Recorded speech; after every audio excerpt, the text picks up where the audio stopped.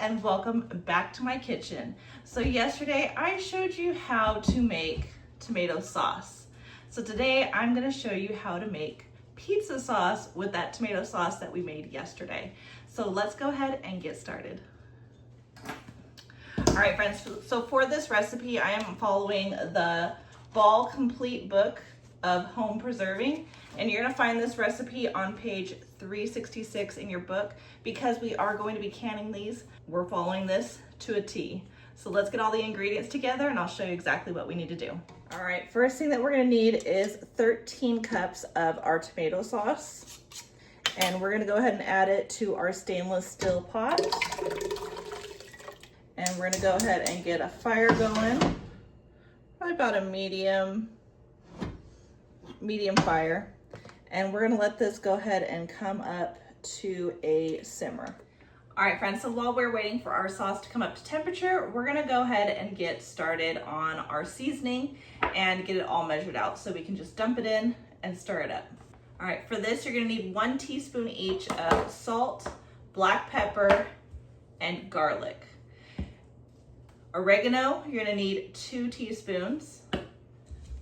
And a half a cup of lemon juice. You want to use the bottled because you know exactly the acidity that you're supposed to have in your recipe when you are canning your food. You have to have the right amount of acidity. So do bottled and not fresh. All right, now that we have got our tomato sauce at a nice boil, we're gonna go in with our half a cup of lemon juice and all of our seasonings and get that stirred in. Now we're going to bring this back up to a boil, and we want to boil it for 15 minutes.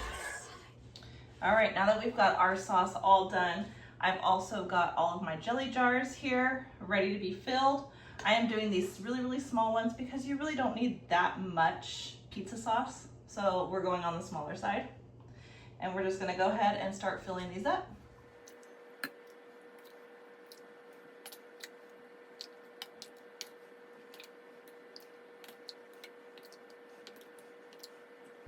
All right, now we're gonna come through with a nice wet rag and we're gonna clean all the rims of our jars. This is gonna allow your lids to seal properly.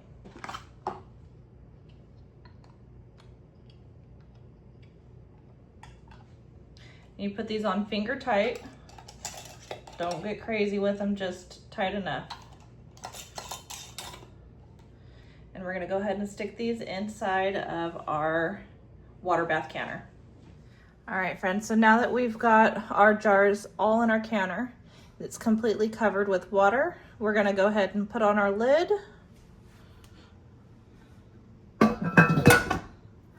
And let this come up to temperature. Once I hear it start boiling in there, then we're gonna go ahead and start our timer for 35 minutes.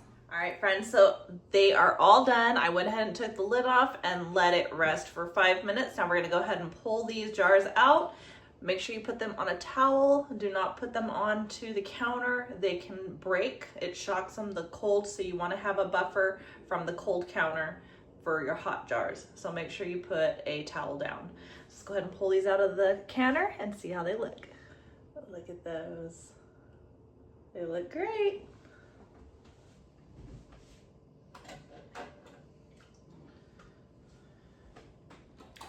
All right, friends, and there we have it. We are all done with our pizza sauce.